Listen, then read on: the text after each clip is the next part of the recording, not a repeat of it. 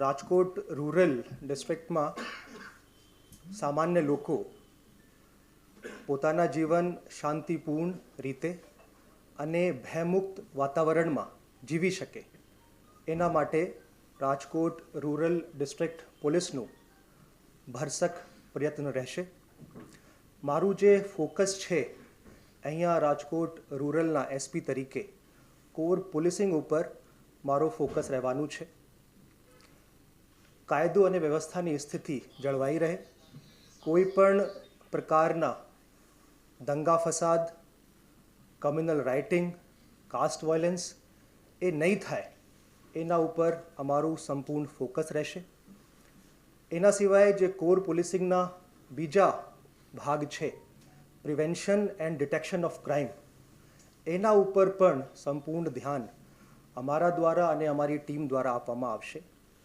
પહેલાં તો પ્રયત્ન આ રહેશે કે ગુનાઓ બને નહીં, પણ જો કોઈ ગુના બની જાય તો આમાં તાત્કાલિક FIR દાખલ કરીને આરોપીની ધરપકડ કરીને આગળ સુધી કન્વિક્શન સુધીની કામગીરી કરવામાં આવશે. મહિલાઓની સુરક્ષા ઉપર પણ અમારું સંપૂર્ણ ફોકસ રહેશે. કોઈ પણ વખતે મહિલાઓ શાંતિપૂર્ણ રીતે સુરક્ષા મહેસૂસ કરીને કોઈ પણ જગ્યા જઈ શકે એવા માહોલ ડિસ્ટ્રિક્ટમાં ક્રિએટ કરવામાં આવશે.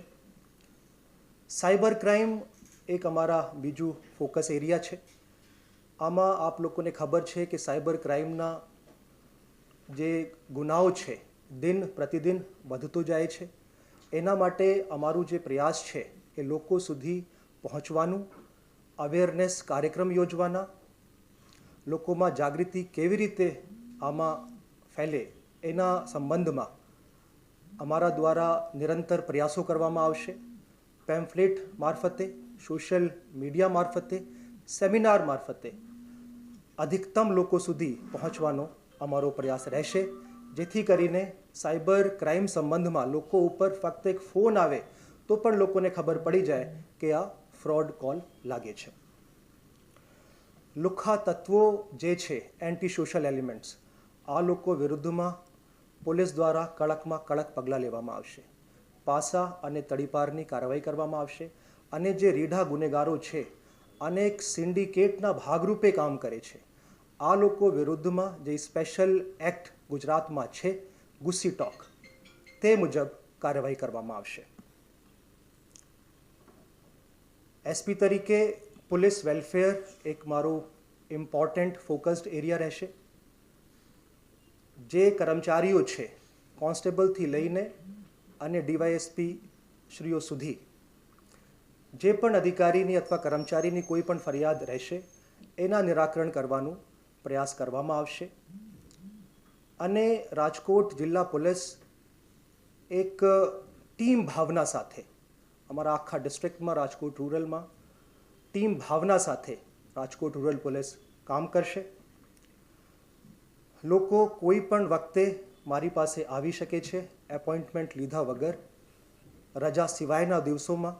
જ્યારે હું ઓફિસમાં બેઠો હું, કોઈ પણ વ્યક્તિ મારાથી એપોઇન્ટમેન્ટ લીધા વગર આવી શકે છે અને પોતાની રજૂઆત કરી શકે છે. Thank you. એ આપનો જે પ્રશ્ન છે બહુ સારા પ્રશ્ન છે. આ જે ગાંજાનું પ્રશ્ન છે આખા સૌરાષ્ટ્રમાં, મેં અમરેલીમાં કામ કર્યું છે, ત્યાં પણ લગભગ 1 માસ પહેલાં આ તુવરના ખેતરમાં એ ગાંજાના છોડ મળ્યા હતા અને ગુના દાખલ કરવામાં આવ્યા હતા.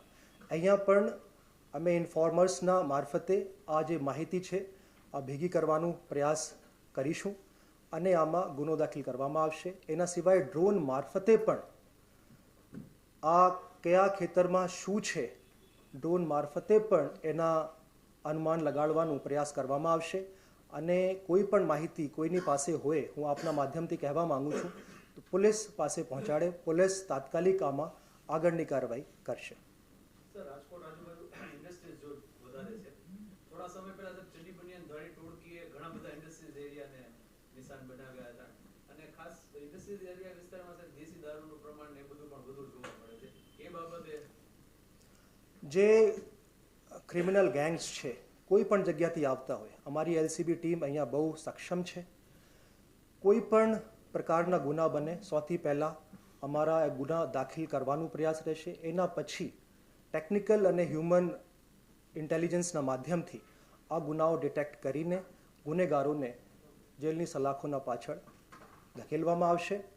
અને જે દેશી દારૂના પ્રશ્નની આપે વાત કરી, એમાં પણ અમારી જે રેડો છે એ સતત ચાલુ રહેશે. આપના માધ્યમથી હું રાજકોટ રૂરલ જનતાને આહ્વાન કરું છું કે આપની પાસે દેશી દારૂ, ઇંગ્લિશ દારૂ કે એના સિવાય કોઈ પણ ગેરકાયદેસર પ્રવૃત્તિ ચાલતી હોય તો તે સંબંધમાં તાત્કાલિક જિલ્લા કંટ્રોલ રૂમ અથવા મારા જે નંબર છે ઓફિશિયલ નંબર એના ઉપર અથવા સંબંધિત પોલીસ સ્ટેશનમાં તાત્કાલિક જાણ કરે, એના ઉપર તુરત જ કાર્યવાહી કરવામાં આવશે.